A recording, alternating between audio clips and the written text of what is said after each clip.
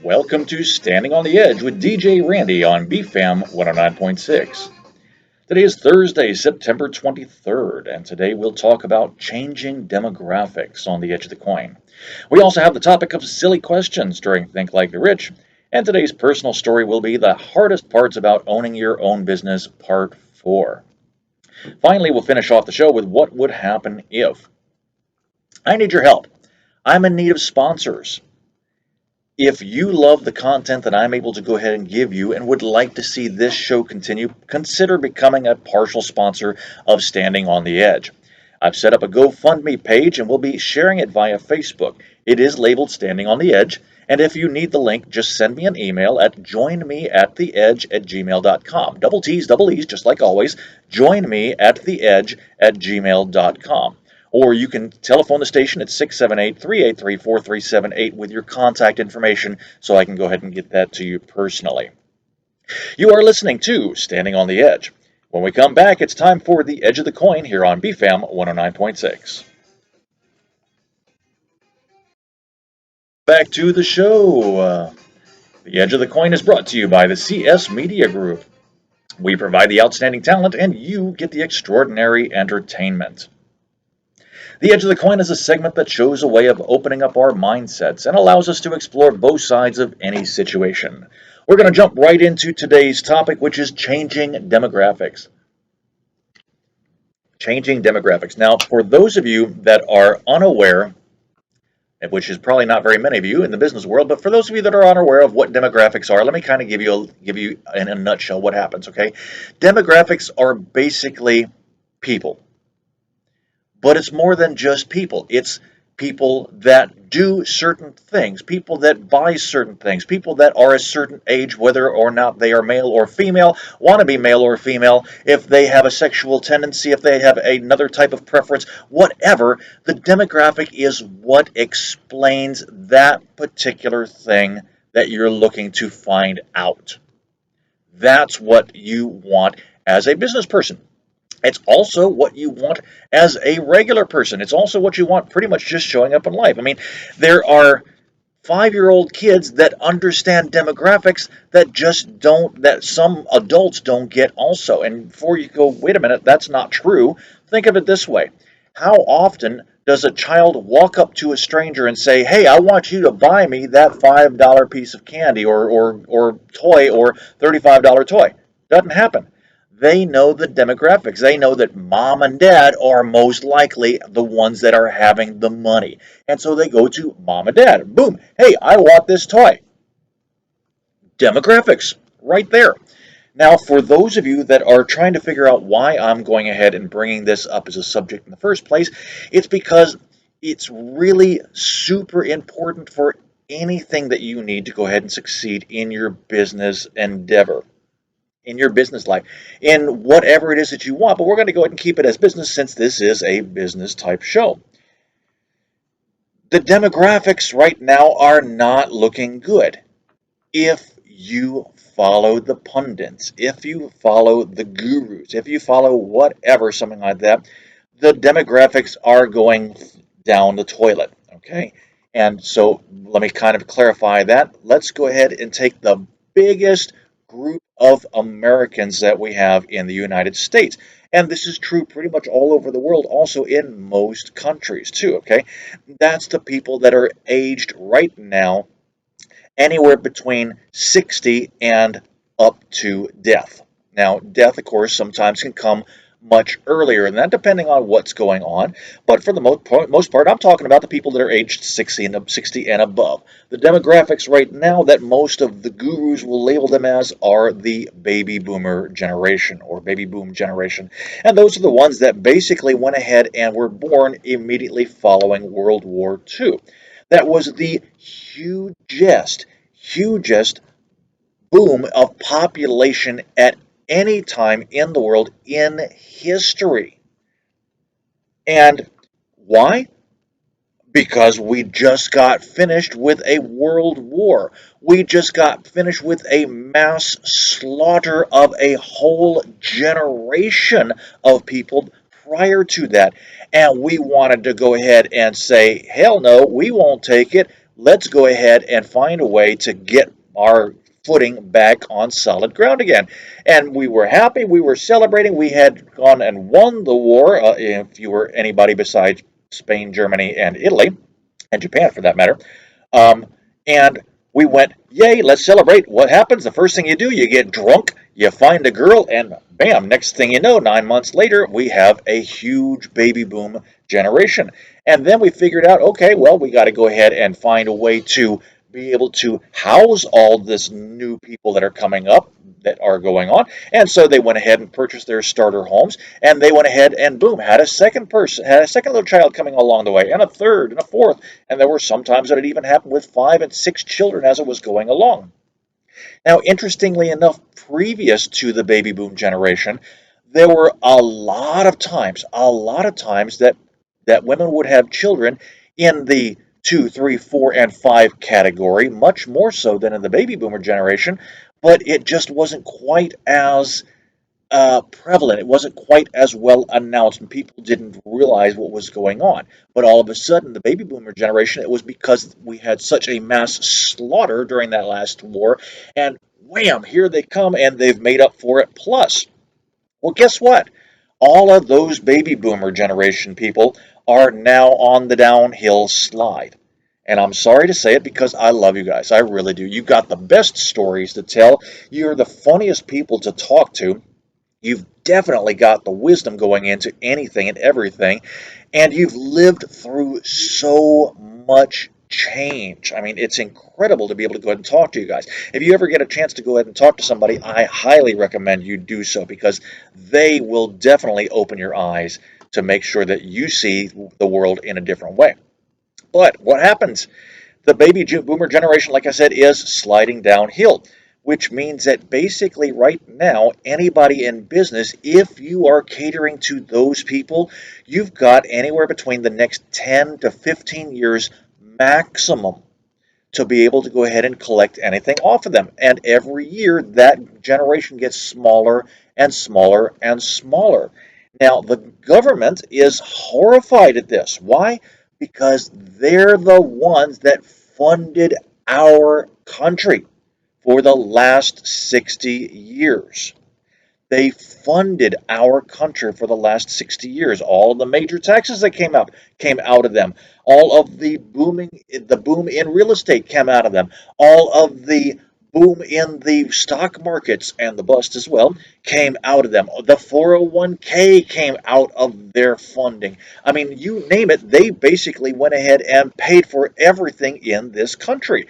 That's not to say that nobody else does. I'm just saying that they had the majority event of what was going on. Well, now it's time for the baby boomers to say, it's payback time. It's payback time. You owe me millions of dollars. And the government is scared poopless. I mean, literally. They're not having the runs, they're having a constipation effect, trying to go ahead and keep as much money as they can instead of going ahead and giving it back. And because of that, I believe that everything that's happened recently, whether it's more wars that are coming up, trying to go ahead and get people to go into this and pay for the war, and it's the stock market crashes as we've had the 1998 crash, a 2002 crash, a 2008 crash, a 2018 crash, and several mini crashes in between. Why? Because they're trying to go ahead and keep as much of the money that the people have invested into the stock market rather than have to pay it out. The teachers associations, the California associations, um, the state associations, all of these people that have made up these funds that have tried to go ahead and invest in all of these unions' paychecks to be able to keep things going are bankrupt. Plain and simple. They don't have the money to pay back these baby boomers. How do they get around that? Hmm. In my opinion, you introduce a virus that everybody's scared of, even though it really doesn't do all that much difference to the people that are healthy. You introduce a virus and you go ahead and shove it towards the baby boomers, which, boom, all of a sudden you've got a huge lack of living baby boomers, and therefore you don't have to go ahead and pay back what is owed. My God, what an incredible epiphany! I mean, the nearest possible thing to doing that was Bill Clinton back in the 1990s when he said, "I know a way to go ahead and balance this budget. You see all of this money that the people that the baby boomers, once again the baby boomers, have put into the market into their into this one particular fund that is way overboard. Let's just take all of this money here. We'll transfer it over into the balanced budget, and now, boom, things are done. You got the balanced budget. We owe all the people money that we can go ahead and come into later on, which was Social Security, by the way, for those of you that are wondering. And now we've got another 30 years to go ahead and figure out how to pay it back. And he's happy, and people are happy, and the gas is flowing, and the champagne is flowing, and everything that's going on. And guess what? Here we are 30 years later. We still have no money to go ahead. We've got less money to go ahead and pay back those baby boomers. And now we're in some serious trouble. I mean, we are up, I'm going to label SCHITT, we are up shit creek right now. We don't have a floating boat, and we don't even have a paddle to go ahead and probe what's underneath us to see if we're going to go ahead and drop even further or not. This is some bad stuff. How do we get out of this? Well, if I was in government, and I'm very glad that I'm not, because I would definitely be worse off than Donald Trump right now, the first thing that I would say was, if you as a government leader don't produce, you're fired as of 5 minutes ago.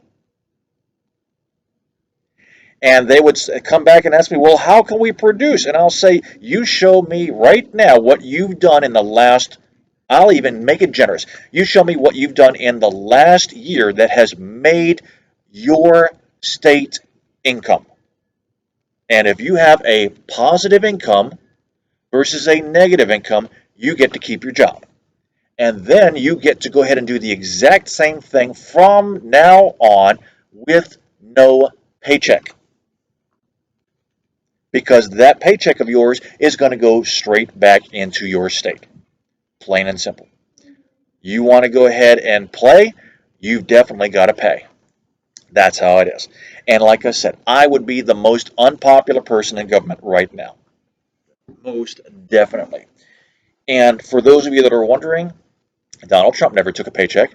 He put all of his stuff right back into where he needed to go. Granted, he didn't need to take a paycheck, but he took a pay cut to go ahead and come and work his way into government to try to go ahead and help things out. And if you agree that he helped out, great. If you don't agree that he helped out, that's your opinion as well.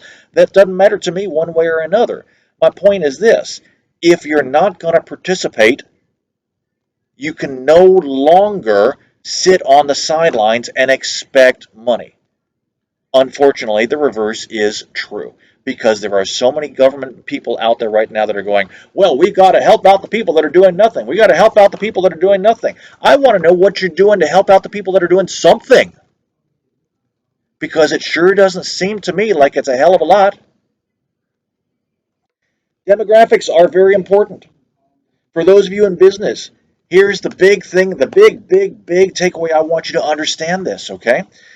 If you know that in the next 15 years, the one core group of people that you've been counting on to support your business is changing, start pivoting now. Start getting into a place where you can either sell what you've got to a younger generation. Yeah, you're going to have less than what you did to begin with. It means you're going to have to work a little harder.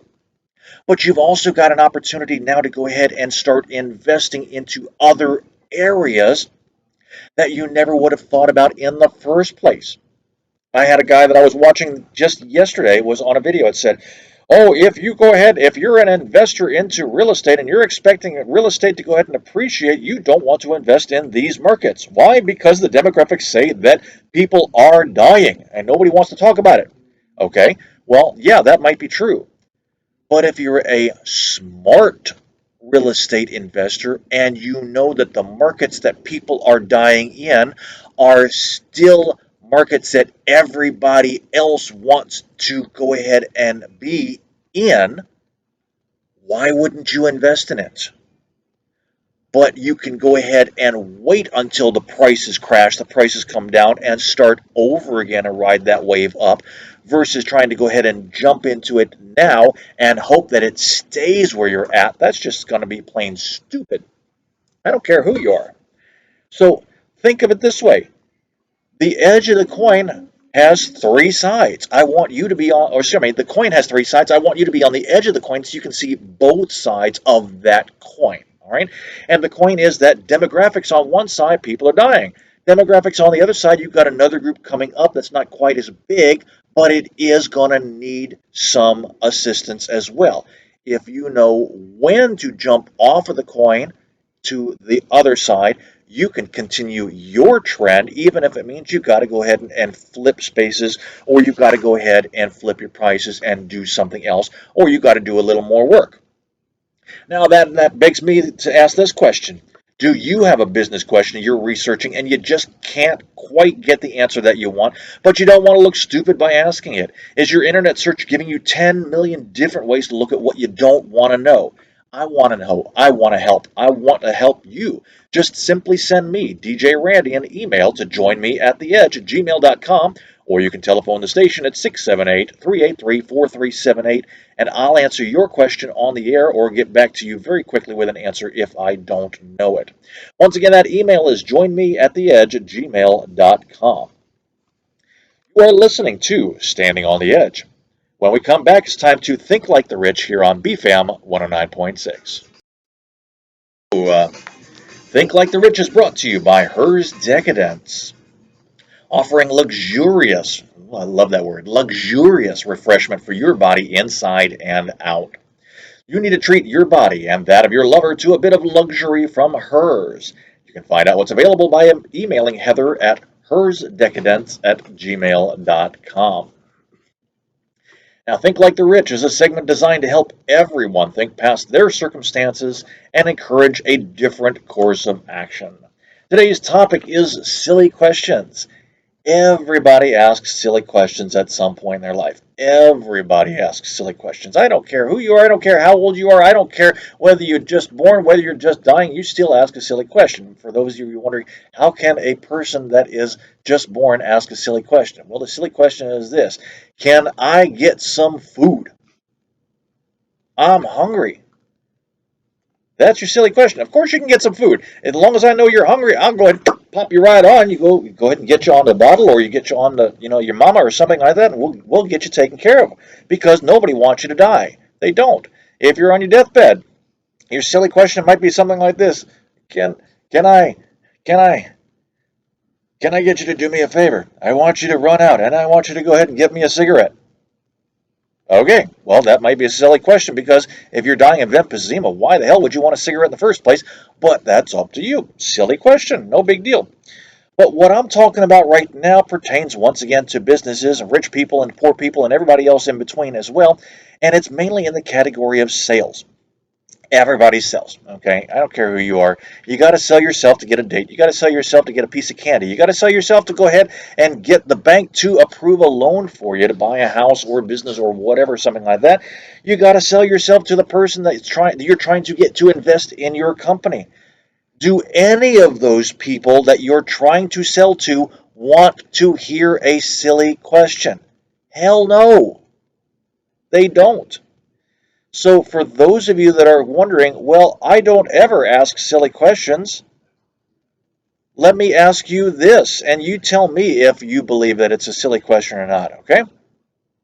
You walk up to a person, and they can automatically tell that you have never, ever, ever, ever set foot in your store or looked around or done any kind of research on them by the first question you ask, which is usually going to be, how you doing?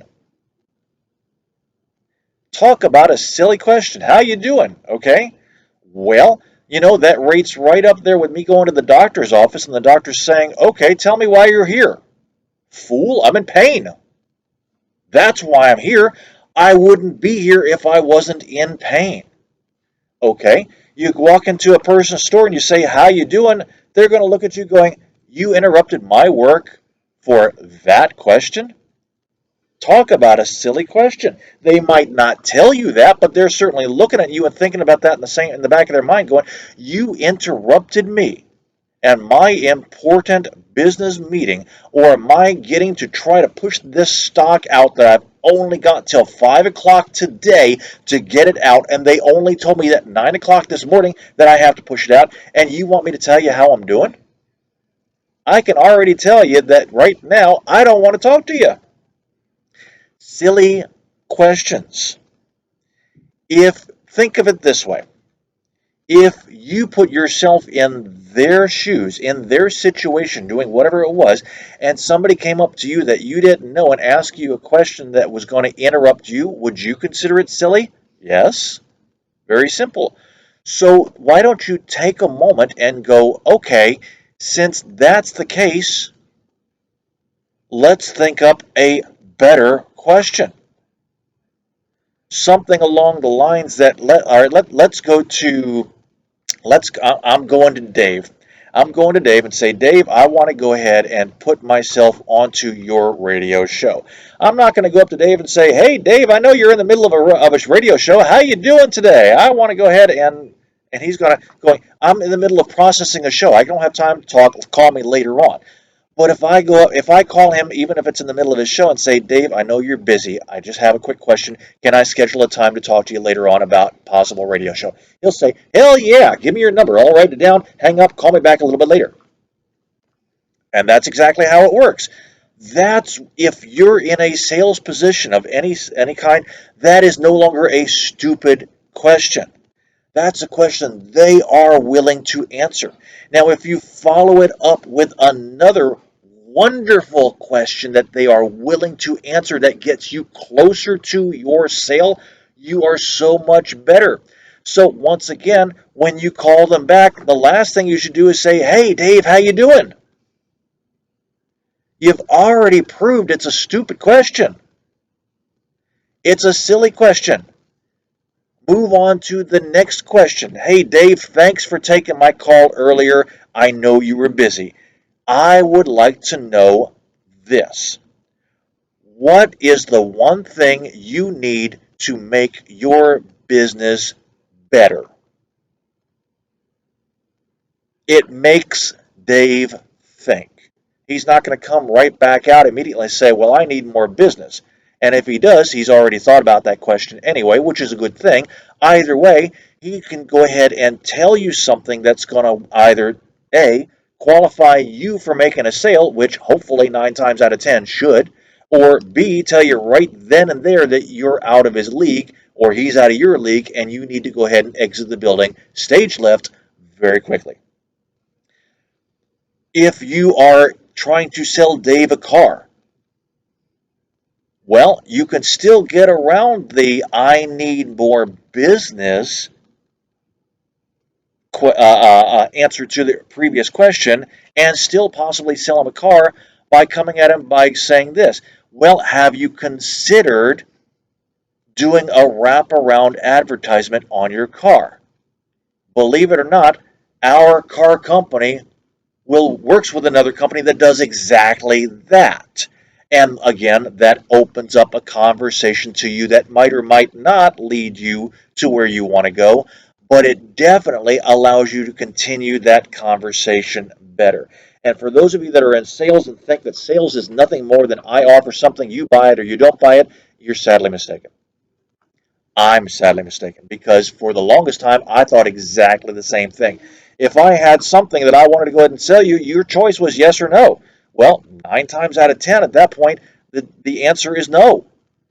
I can already tell you that. You're setting yourself up for a failure automatically just by trying to sell somebody something.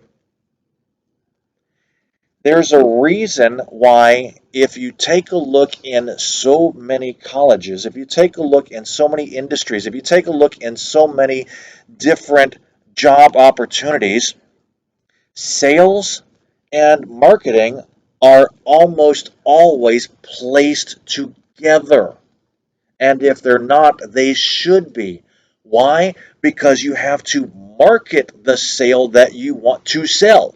You have to market the item that you want to sell. You have to market yourself in order to get people enticed enough to be able to want to talk and trust and like you in the first place.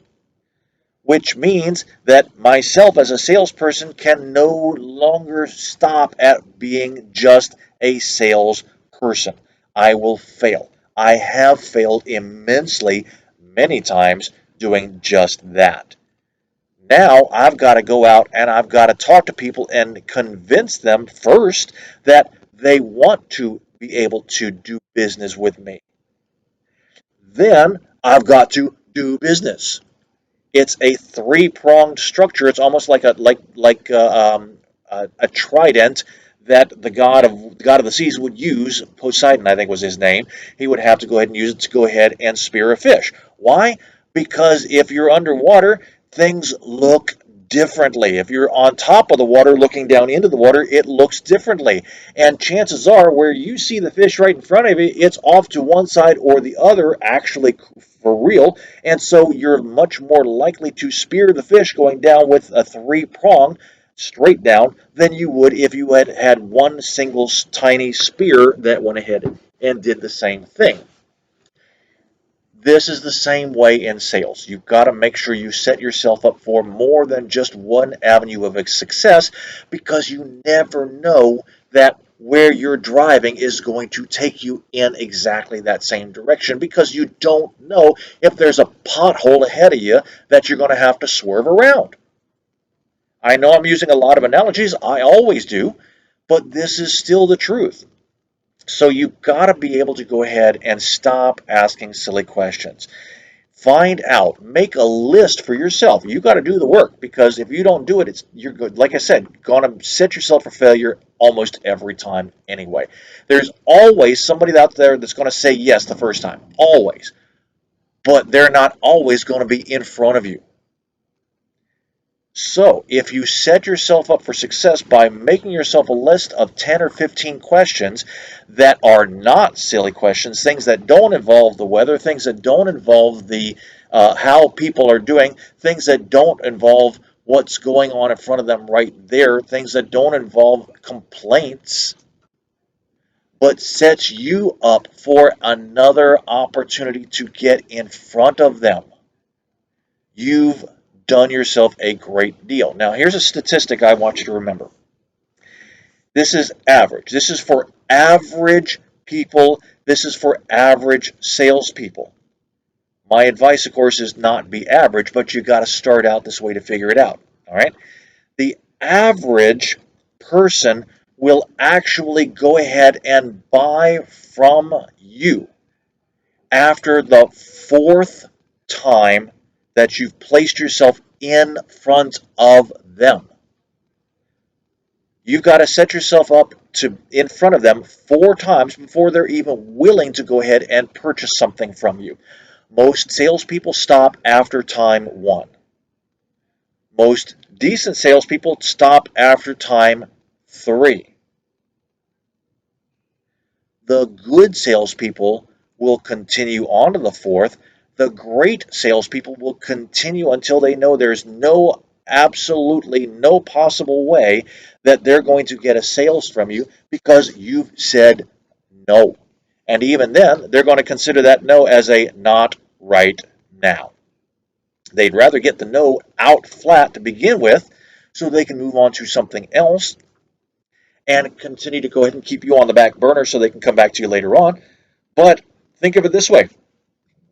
What I've offered you so far right now, your lead up questions, gets you in front of that possible sale several times.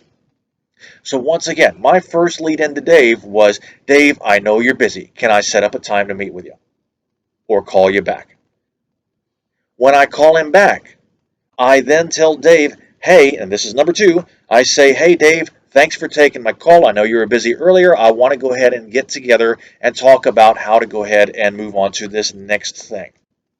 And Dave says, great. We can either do it right now or we can go ahead and schedule a time. At which point I can then move on to number three. And two and three sometimes are put together in the same face to face same time or even talking on the phone at the same time.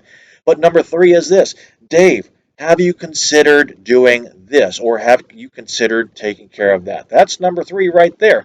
At which point then you can go ahead and come back and say, Dave, I've got the perfect opportunity that will go ahead, in my opinion, and make you money. It will make your business better. It will make you look like the shining star that you already are. And at that point, Dave's going, okay, this guy's either selling snake oil or I want to hear more, and says, tell me more or get out of my face. If he says, tell me more, that's number four, right there. And it can happen in two conversations or less.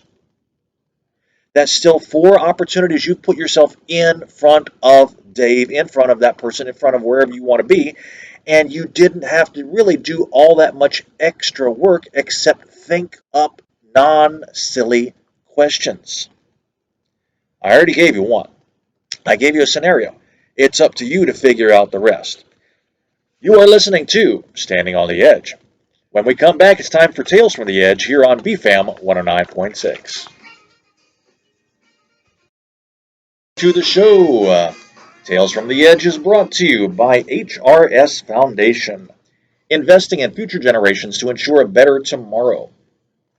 Tales from the Edge is a shared personal example of people and situations that I've experienced during my path to growing wealthy.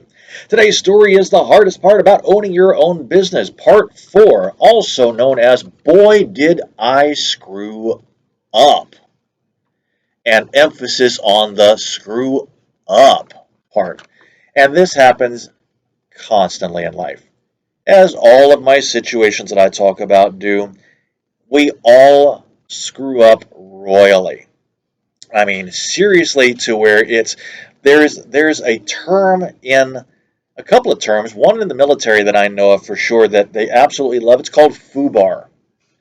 FUBAR. And if you're in the military, you know exactly what I'm talking about. If you're not in the military, well, I'm going to clean it up a little bit, and that's basically effed up beyond all recognition. And that is the hardest part of owning your own business because you are constantly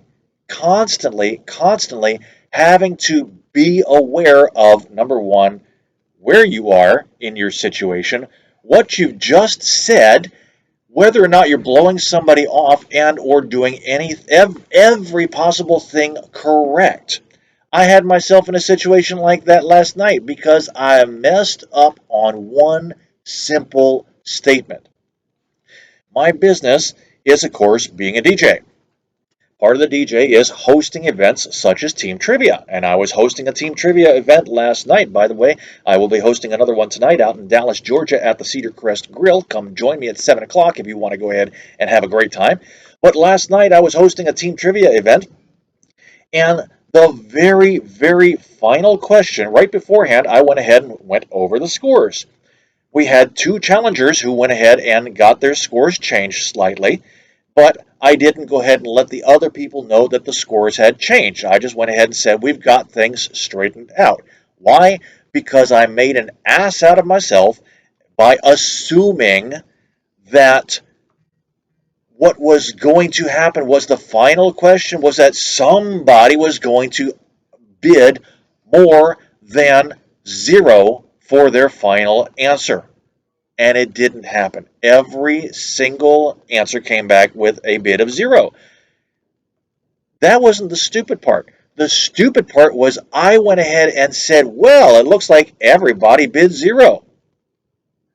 Now, if I've just got finished telling you the order of the amount of people and their scores, and then I come back and say everybody bid zero, that would lead you to believe and correctly believe that you are still in the same place that you were when I announced it. Unfortunately for me, that was not the case because two other teams had challenged and got the extra points, which changed the scores around. And I had to come back and backpedal my behind off and explain to people how I was screwed up because I did the wrong thing and did not tell people the new score standing. And yes, there were people that were pissed off big time. And talk about eating crow, that's exactly what I had to do. I mean, seriously. And I had a 45-minute drive home after that going, God, you fool, why didn't you just keep your mouth shut when you should have? And that's the question, which is no longer a silly question that I want to present to you. Why don't you shut up? If you say anything beyond a certain point, you have just lost respect. You have just lost your sale. You've just lost your business. You've just lost every kind of credibility that you had worked your behind off to get to that point. Literally. Thankfully, I was able to go ahead and salvage the situation by explaining to the people that came up and said, wait a minute, what happened here? And I had to do it by going, hey, I screwed up. It was my fault. I didn't blame it on the other team. I didn't blame it on what was going on. I didn't blame it on extenuating circumstances. I didn't blame it on anything. You know what? I screwed up. I looked at the wrong thing. I said the wrong thing. This is how it came out, and this is what I should have done. Please forgive me. And it made me look bad. I can't tell you how bad it made me look. And I know there's still people out there with a sour taste on their tongue. I can't help that. I screwed up. If it means that I'm no longer asked to come back to that event, it means I'm no longer asked to come back to that event. I've got to go ahead and then work on something else. However, I know that I did the best that I could after the fact when I should have saved myself just that little bit of time and not mentioned that nobody bid anything. If I had just kept my mouth shut right there, I would have been so much better off. Can I tell you also how many times I've done that and lost a sale? I mean, seriously, thinking about it after the fact, they're all yes, yes, yes, yes, let's go. And if I had just stopped right there instead of putting in that last thing that I know was just great and I had to get out on my tip of my tongue, and it turned them off immediately to a definitely span breaking new no. No more. I don't want to hear anymore. I'm not doing it. You've just lost me. I mean, I can't tell you how many times over the years I've done that. Please learn from my mistake. If you have 3 yeses in a row, stop. Shut up. Put a sock in your mouth. Do something. Do something to where you will not screw it up. Except for the next 2 words, which is sign here. Those are the only 2 words allowed to come out of your mouth after that, because I guarantee you that if you continue after 3 yeses, you will screw it up. There's no other way around it. No other way around it. If you decide you want to go ahead and test that theory, please feel free to do so, because now then you will look stupid instead of me, okay? I don't want that to happen, so I'm telling you, please just shut up after the third time or less. It always happens. I mean, I can remember another scenario years ago where I was talking to this one man who was a motorcycle rider. I was motorcycle riding at that point still too, and I went, you know what I'd love to do? I'd love to go ahead and get a television show going. He's like, really? Interestingly enough, I happen to be a television producer. I said, oh, yeah, we can make it for motorcycle riders. We can go ahead and take these motorcycle riders on the show itself and put a GoPro or something on the backs of their riders' heads. And he's going, yeah, yeah, yeah. And I'm going, and then we could go ahead and even make it a civic service type thing and go ahead and help people out in the way. And he went, hell no, I'm out of it. You lost me. Fourth time, fourth sentence. And I screwed it up. Boy, did I screw it up. Boy, did I screw up. How many times can you say that for yourself? Probably hundreds and thousands of times a year, a month, possibly even a day. And it happens with your wife all the time if you're married. You say something that you just weren't even thinking, and she goes, what the hell was that about? And where did that come from? And you're sleeping on the couch tonight, or better yet, you're going to go ahead and let the dog sleep on the couch. You're sleeping in the doghouse. And of course, you're thinking to yourself, wait, what did I do? What did I think? What did I say? Oh, damn, that's what it was. So when that happens, the only thing you can do is just get it over with, eat the crow, eat the crap, start over again, and hopefully you'll be able to go ahead and start over with the same person that's in front of you and know, guys, I screwed up. I hope we haven't burned a bridge completely for this.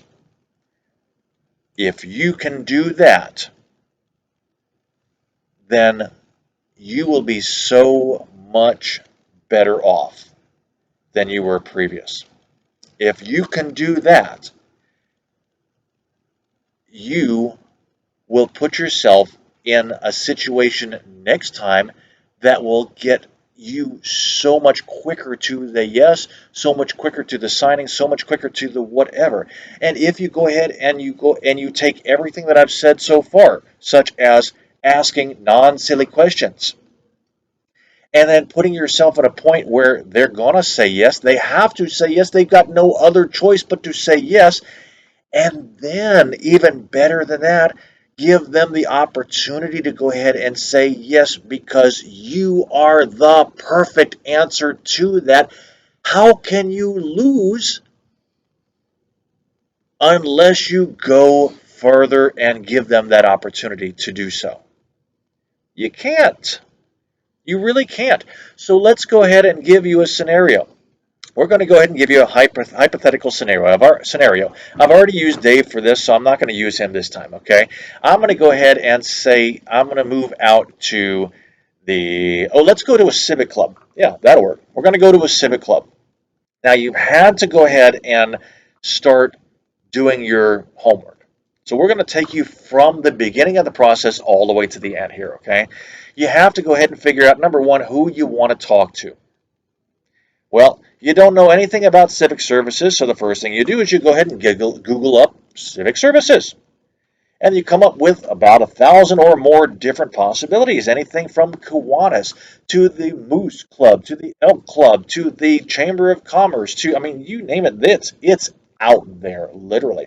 And you go ahead and say, okay, what's the first one that popped up? Kiwanis. Kiwanis popped up first. Let's go ahead and choose Kiwanis. And so you dig a little deeper. And you go, okay, Kiwanis, what are they about? What do? They help out people in need in their civic circle, in their community. They want to make sure that people are able to go ahead and go to school if they need the money to be able to get onto it. So they give deserving people scholarships. They want to make sure that people can live in healthy situations. So they help out by building certain different real estate pieces to help people out in that area. They do a bunch more as well beyond that, but that's the first two things that pop up. So you go, great. Let's go ahead and see if we can get onto these people and see if we can and offer our services to help out and thereby get paid for doing so. So what's the next thing? You got to figure out who to go ahead and talk to. You place yourself in front of the person in front of that does all the scheduling. And I say to that person, Mr. Bob. I won't say Mr. Bill because that's another television show that everybody laughed at, and I don't want to laugh right now. So, Mr. Bob, you don't know me. but I know you need guest speakers. I would like to be one of your guest speakers. When would be the next time that you have available to allow me to come to speak to you? And Mr. Bob comes back and says, wow, that's a great thing. Yes, we are always in need of new speakers. I happen to have a spot opened next Thursday. Next Thursday at 9 a.m., we have a breakfast club. Would you be willing to go ahead and come and speak to our breakfast club? At which point I can either say, next Thursday morning, I'm already unavailable. However, I happen to have the following Thursday. What do you think about that? And you work back and forth until you can go ahead and get your opportunity to get in front of that person, club, whatever. Now, here's the cool thing, and here's a big hint for you guys. If you can get in front of more than one person, you automatically have exponentially bettered yourself into more sales or more chances of that one sale. Big hint. I show up. I get in front of the Kiwanis Club. The very first thing out of my mouth should not be, how y'all doing? Dave's over here trying to spit his drink out. Should not be a silly question. Okay? Number one, you can already tell how they're doing because they've been fed. They're happy. They're with their fellow members. They're happy. They're doing something that makes them happy. They're happy, for Pete's sake. Have I mentioned that they're happy? Don't ask a silly question. Get up in front of them and ask them something that's going to go ahead and make it easier for you and make them think. Guys, I know you are in a civic organization that likes to do things for other people. How would you like the opportunity to expand that network? What's their answer going to be? 100% of the time it's going to be yes. A resounding yes. And you've just placed yourself in front of a bunch of people and more opportunities to allow you to further your sale. And you're no longer having to go, boy, did I screw up. You're listening to Standing on the Edge. When we come back, it's time to close out the show with What Would Happen If here on BFAM 109.6. What Would Happen If is brought to you by myself. Why? I told you at the beginning of the show, I need sponsors. Don't forget to call the station. Send a text to 470-554-2134 or send me an email at joinmeattheedge@gmail.com to get the link to the GoFundMe page. By the way, the station telephone number is 678-383-4378. And they can go ahead and set you up with me to be able to get that information to you. Even if it's just $1, that's $1 more than I had to begin with. And every single thing that you donate to go to that GoFundMe page goes directly back to keeping this show on the air. Now, today's topic for What Would Happen If is we can all laugh at ourselves. We can all laugh at ourselves. I make it a point to go ahead and make sure that I say at least one thing that's somewhat humorous during my show because I want to see Dave laugh. I don't always want to see him snorting his drink through his nose or spitting it out or anything like that, but I want to hear him laugh because when he laughs, I know that there's a good chance that all of you are laughing also. And therefore, by extension, my audience wants more of what I have to offer. Okay? We can all laugh at ourselves. We have to all laugh at ourselves because otherwise we'll be going the whole time going, damn it, damn it, damn it, I screwed up again. And nobody wants to feel bad. You don't. So the quicker you can get to the point where you can laugh at yourself and make other people laugh, the quicker you can move on to something else and be able to go ahead and get off to a better position than where you were a few minutes ago. This is important. I can't tell you how important this is. I mean, I just went ahead and walked you through a scenario, your 4.4 step scenario of going from somebody you've never met in your life to be able to get in front of a crowd. And by the way, these crowds a lot of times are not huge. They're not huge. They're anywhere between 4 and 12 people. And to some of you, 4 people is already way too more than you want to go ahead and talk to. But grow some balls already. I mean, get some cojones, do something, because if you stand and talk to one person at a time, you might be effective, but most of the time you will not be. Okay? And it makes it a lot harder for you to have to do the same thing over and over and over again, one by one by one by one. It's extremely tedious, it's extremely tiring, and you've only got so much time during the day to do it. Why not put yourself into a position where you can do it to 4 people with one conversation versus 4 people with 4 conversations? Then guess what? You can laugh at yourself for going, God, I was a fool. Why didn't I do this earlier? And the more times you can do this, the more times exponentially you can further and better yourself than you would have previous to the point, even to where you might be like me, where you're talking to millions of people at a time. Whether you can see them or not, you're still talking to millions of people at a time, and be comfortable with it. And you know that you're going to screw up, so you just go ahead and laugh at yourself at the same time while you're at it. I can't tell you how many times I've messed up on a word, something that I know was easy to pronounce, and it just could not or would not come out. So what do? I make up something funny and say, let me push my teeth back in. And then I physically push my teeth back in, even though they're not false. It's still something that jars my memory and moves on to something else because it's done in a way that I know is making fun of myself, but it's humorous, it's not detrimental. And then I can go ahead and hit that reset button and move on. Dave's got an easy button on his desk that does something similar from there, but either way, it's that break, it's that jar that you go, oh wait, okay, let's stop dwelling on the past and move on to something better. You've got to find something for yourself to where you can go ahead and laugh at yourself. Guess what? Step 5 in what I put in that last scenario of getting in front of the civic group or any group for that matter is to get them snickering, laughing, doing something that's going to make them feel more comfortable with you in their presence. If you're up there and you're like the television character Monk, who's very antisocial and can't really do anything to a group whatsoever except be completely stiff-boarded and start telling jokes that really most people either have heard before or don't like or are not going to really respond to.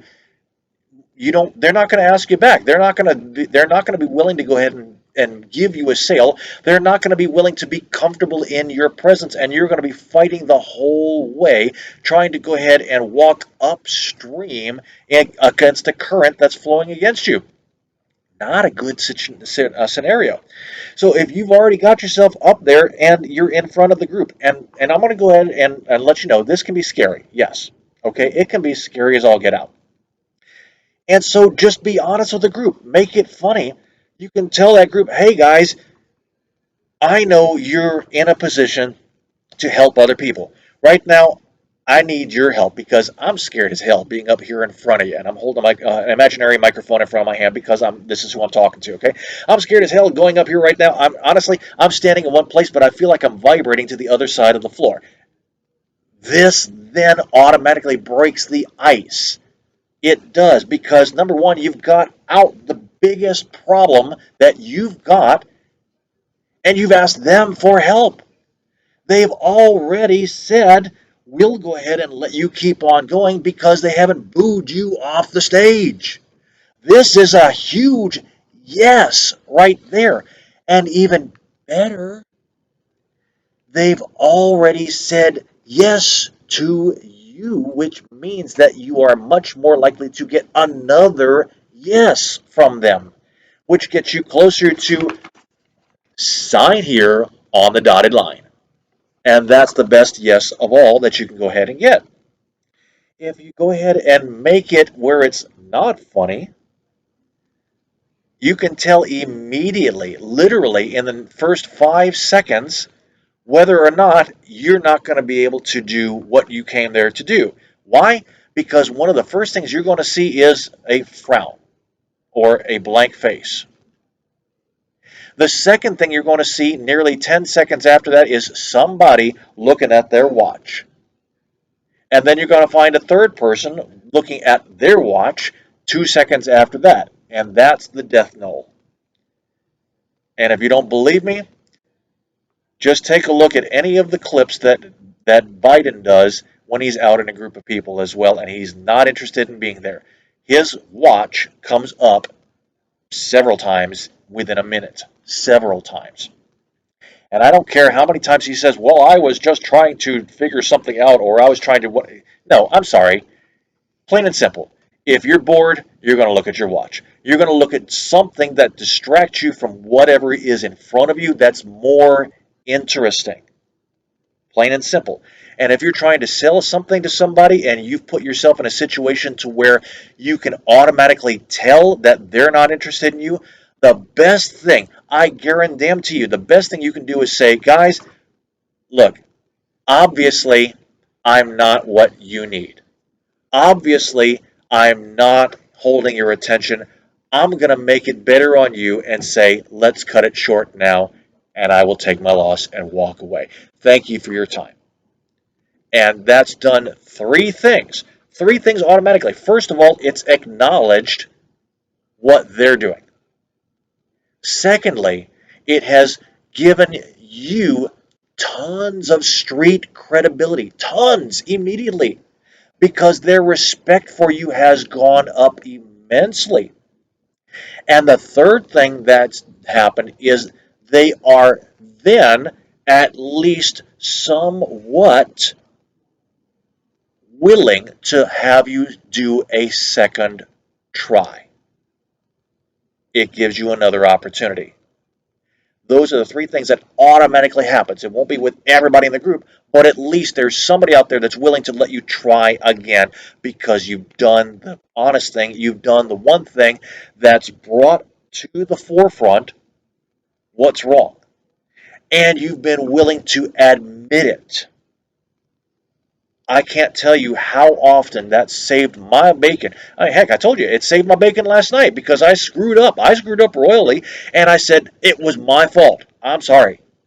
And I still had a team come back and say, you're still the best DJ we've had ever in the history of coming to trivia at this particular place. What's going to happen for you? That depends on you. But I guarantee you, if you go ahead and stop asking silly questions, start asking great questions, put yourself in a position where people are going to go ahead and get you to come back time and time and time again and be willing to own up to your mistakes, you've done nothing but, number one, laugh at yourself and allowed them to laugh at you in a great way and set yourself up for success.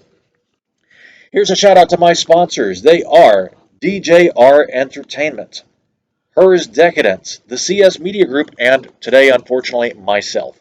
But don't forget, we do have that GoFundMe page that's being set up right there. You can send an email to joinmeattheedge@gmail.com, send a text to 470-554-2134, or go ahead and telephone the station at 678-383-4378 for more information. My next show, hopefully not my final show, but my next show will be next Thursday, September 30th at noon. I'm going to go ahead and try to get on that lawyer that we had a few weeks back to go ahead and do round number 2. Once again, it's going to be at noon. But until then, remember, regardless of what happens, expand your awareness. Think of something every day to help you on your own path. And hopefully soon, I'll see you joining me on the edge. Have a great weekend, folks.